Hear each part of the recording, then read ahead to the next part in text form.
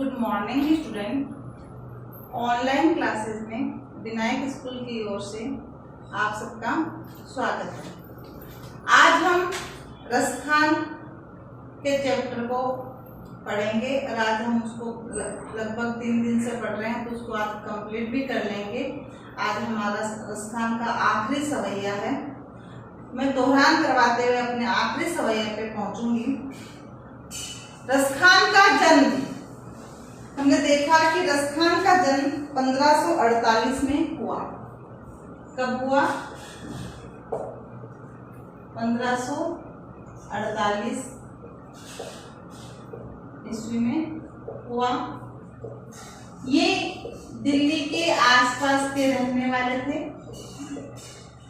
दिल्ली के आसपास के। इनका मूल नाम क्या था बेटे? बताया हुआ है सैयद इब्राहिम। सैयद इब्राहिम इनका जो है मूल नाम था। रसखान तो इन्हें इसलिए कहा गया क्योंकि ये रस की खान है। रस की खान यानी कल मैंने आपको बताया था, दोहरान करवाऊं। पहले तो रस किसे कहते हैं? जिस काव्य को पढ़ने या सुनने से रसा आनंदानुभूति अनुभव होती है उसे हम रस कहते हैं। रस की प्राप्ति होगी उसे हम क्या कहेंगे? रस कहते हैं। तो सैयद इब्राहिम के काव्य को पढ़ने और सुनने से हमें रस यानी आनंद की अनुभूति होती है, इसीलिए इनका नाम क्या कर दिया? रस की खान। ये तो क्या है? रस की खान है। गोस्वामी विठल नाथ से दीक्षा ली इन्होंने। किससे ली थी? गोस्वामी विठल नाथ से जो शिक्षा ली थी, दीक्षा शिक्षा। और इनका जो देहांत है वो 1628 में हुआ। 1628 ईस्वी में हुआ। इनकी जो कलाकृति है वह सुजान रसखान। कलाकृतियां जो है सुजान रसखान और प्रेम वाटिका। कौन कौन सी है बेटे? रसखान, सुजान और प्रेम वाटिका इनकी प्रमुख कलाकृतियां हैं। और इसके अलावा जो काव्य रचनाओं का संग्रह है रसखान रचनावली।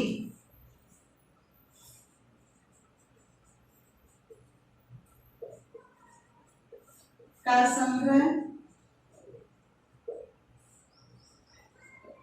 रसखान रचनावली, ये इनका जो है रचनाओं का संग्रह है। ये तो हो गया हमारा रसखान का परिचय। रसखान मुस्लिम होते हुए भी इन्होंने भगवान श्री कृष्ण की जो है भक्ति की थी। उनके भगवान श्री कृष्ण की रूप माधुर्य, ब्रज की महिमा, राधा कृष्ण की प्रेम लीलाओं का मनोहर वर्णन जो किया। ये ब्रज भूमि में जाकर बस गए थे और वहीं पर जो है अपना प्रेम जो है, तन्मयता, भाव विहलता, आसक्ति श्री कृष्ण के प्रति वह उल्लास के साथ व्यतीत करते हैं। हमने पहले सवैये में पढ़ा था कि हमें श्री कृष्ण का प्रेम और सानिध्य प्राप्त होता रहे। उसमें रसखान जो है वह कहता है कि अगर ईश्वर मुझे मनुष्य बनाए, चाहे तो मुझे ग्वाल श्री कृष्ण के साथ खेलने वाले ग्वाल में से एक बनाना। धेनु बनाए तो मुझे श्री कृष्ण की गायों में से एक धेनु बना देना। अगर मुझे पत्थर बनाए तो मुझे गोवर्धन पर्वत का एक टुकड़ा बना देना। यदि मुझे पक्षी बनाए तो यमुना के किनारे वट वृक्ष पर जिस पर बैठकर श्री कृष्ण बांसुरी बजाते उस पेड़ पर मेरा बसेरा कर देना। इन सब बातों से क्या मतलब है? इस सब से हमें श्री कृष्ण का प्रेम और सानिध्य प्राप्त हो सकता है।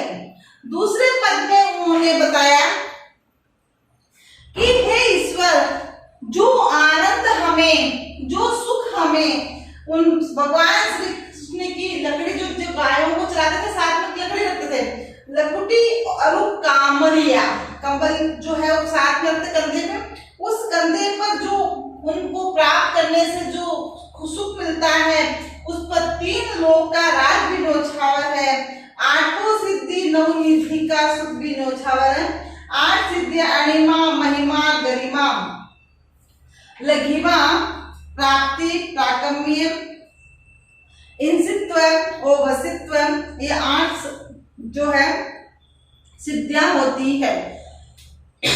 और निधियां जो है 9 निधि, वह पद महापद शंख मकर कच्छप मुकुंद कुंद नील और खर्व, ये कुबेर की 9 निधियां होती है। इन 9 निधियों से हमें जो सुख की प्राप्ति होती है वह सुख की प्राप्ति भी नंद के गायों को चराने में उससे अधिक सुख की प्राप्ति होती है। तो उनको भी हम 9 निधि, 8 सिद्धियां 9 निधियों के सुख को भी उसके न्योछावर करते हैं। किसपे? जब श्री कृष्ण की गायों को चराए, उसके साथ में रखने वाली जो लकड़ी है और कंबल है, उससे जो सुख प्राप्त होता है उसपे 3 लोक का राज्य और 8 सिद्धियां 9 निधियों को न्योछावर करते हैं। इतना ही नहीं, ब्रज के बाग उद्यान है, वन है, तालाब है, जो सरोवर है और उनपे कुंज की जो बेलें हैं, उनको देखने से जो सुख प्राप्त होता है उसपे करोड़ों जो है सोने के महल भी न्योछावर कर देते हैं। इतना ही नहीं है सखी, मुझे तो श्री कृष्ण इतने अच्छे लगते हैं कि मैं उनका स्वांग रच लूं।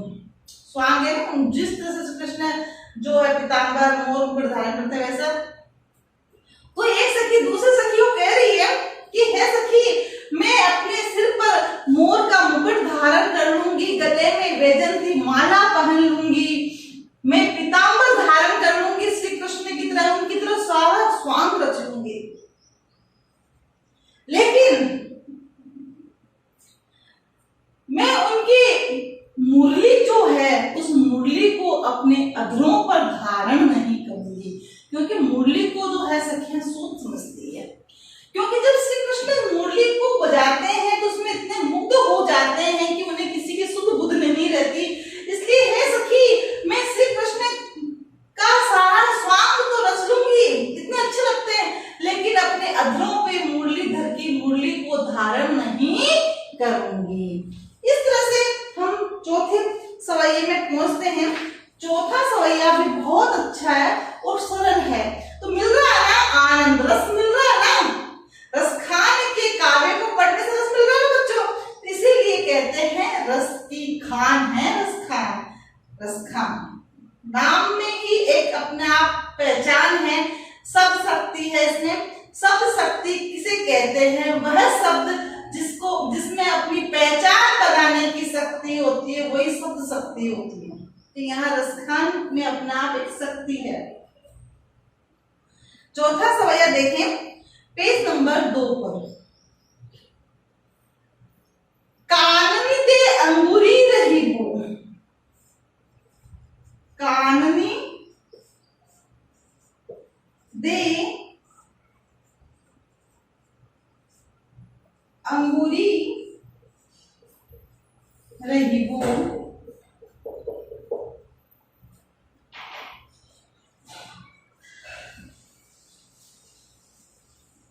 न जे है न जे है।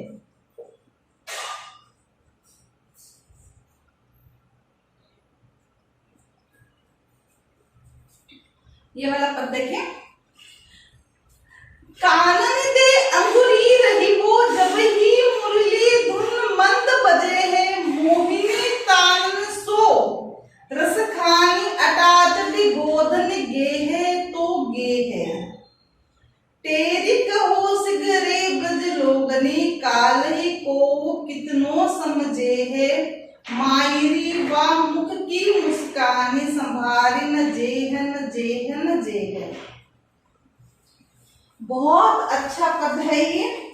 इसमें तेरी का मतलब हुआ पुकार कर बुलाना। लिखें आप अटारी, अटालिका होती है जिसका तात्पर्य हम छत से भी ले सकते हैं, है ना, छत से। और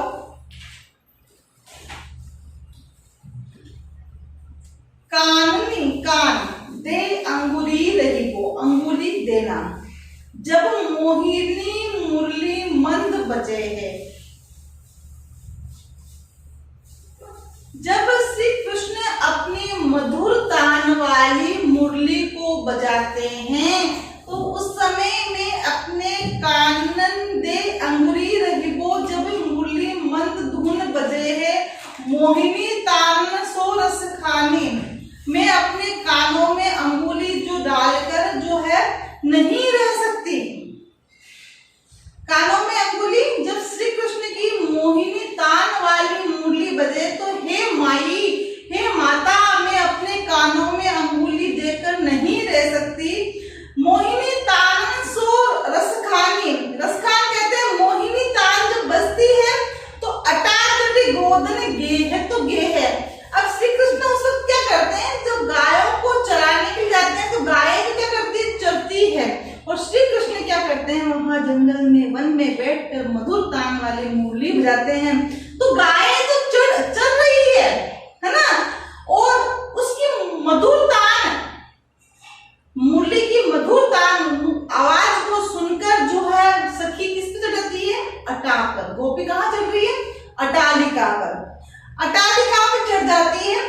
तेरी कहो, तेरी का मतलब होता है कि पुकार कर बुलाना, कि तेरी कहो सिगरे ब्रज लोगनी काली को कितनो समझे है, कि उस समय में उनकी मुरली की आवाज को सुनकर अटालिका पर चढ़ जाती हूँ और तुम चाहे मुझे कितना भी बुलाएं, पुकार कर बुलाएं, पुकारें, लेकिन काली को कितना भी समझाया जाए मैं नीचे उतरती हूँ और ना मैं अटालिका पर चढ़े बगैर रह सकती हूँ। मायरी है माँ, जब मैं अटालिका पे चढ़कर श्री कृष्ण को देखती हूँ कि वो मधुर मुरली बजा रहे हैं तो उस समय उसकी मुरली बजाते समय उनकी मुख की मुस्कान इतनी सुंदर होती है जिसको मैं संभाल नहीं पाती हूँ। गायत्री क्या कर रही है, चल रही है, और श्री कृष्ण क्या कर रहे हैं, मधुर मुस्कान के साथ मुरली बजा रहे हैं, मुग्ध होकर के। मधुर मुस्कान उस समय जब वो मुग्ध होकर मुरली बजा रहे हैं तो उस समय उनकी मुस्कान कैसी है, मधुर। मायरी वा मुख की मुस्कानी संभारी जेहन जेहन जे है, उस समय वो मुस्कान जो है मेरे से संभाली नहीं जाती और मैं उनकी मधुर मुरली की आवाज सुनकर अटालिका पे चढ़े बगैर रह नहीं सकती। तो कितना अच्छा जो है रसखान का ये पद है, बहुत ही अच्छा पद है। एक बार पुनः मैं और बता देती हूँ, फिर गहरा दूंगी मैं आपको। कानन दे अंगुरी रही वो जब ही मुरली धुन मंद बजे है, कि जब भगवान श्री कृष्ण की मुरली की मधुर मुग्ध आवाज आती है तो मैं उसने अपने कानों में अंगुली देकर नहीं रह सकती। मोहिनी तान सो रसखानी, मोहिनी तान को सुनकर रसखान कहते हैं। अटा चढ़ी गोधन गे है तो गे है, अटालिका पे चढ़ गई, उसमें गाय क्या कर रही, देख रही है, गाय चढ़ रही है। तेरी कहो, चाहे कितना भी पुकार कर बुलाओ, कहो लोग घर के लोग, ब्रज लोग, सिगरे ब्रज लोग नहीं काली काल, चाहे को कितनो समझाओ, चाहे मुझे कितना भी समझाओ, मायरी वह मुख की मुस्कान से। हे माँ, वो श्री कृष्ण के मुख की जो मुस्कान है वो मेरे से संभाली नहीं जाती। चाहे कितना भी मुझे समझाओ, मैं वह आवाज सुनकर छत पर चढ़े बगैर, अट्टालिका पे चढ़े बगैर रह नहीं सकती। और जब मैं उनको देखकर उनके मुख की मुस्कान है उसको मैं संभाल नहीं पाती। ये बहुत अच्छा जो सखी का जो है गोपी का वर्णन किया है।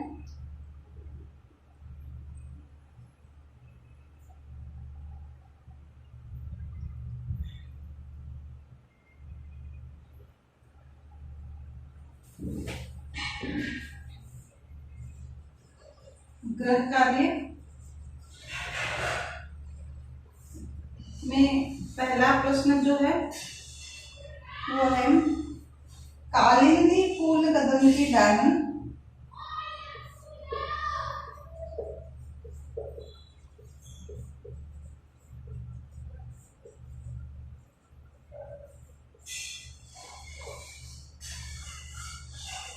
में कौन सा अलंकार है?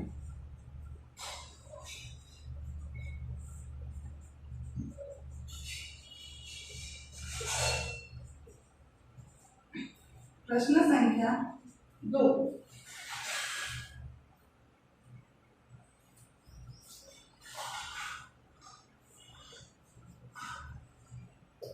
माहिरी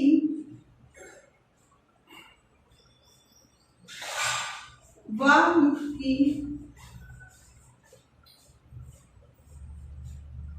मुस्कानी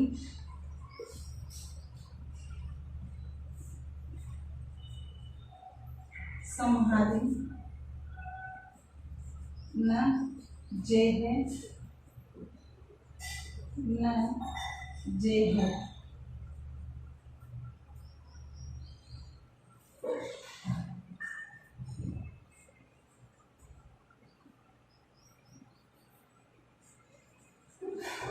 का भाव स्पष्ट कीजिए। प्रश्न संख्या 3, प्रश्न संख्या जो 3 है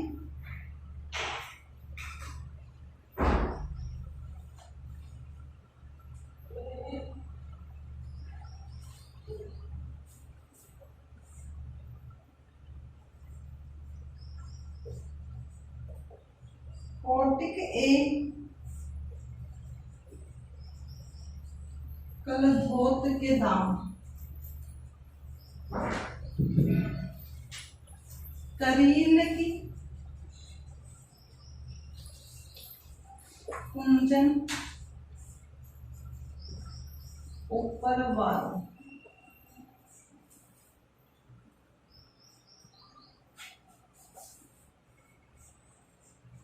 का भाव स्पष्ट कीजिए। ये प्रश्न आपको अपनी अभ्यास पुस्तिका में करने हैं।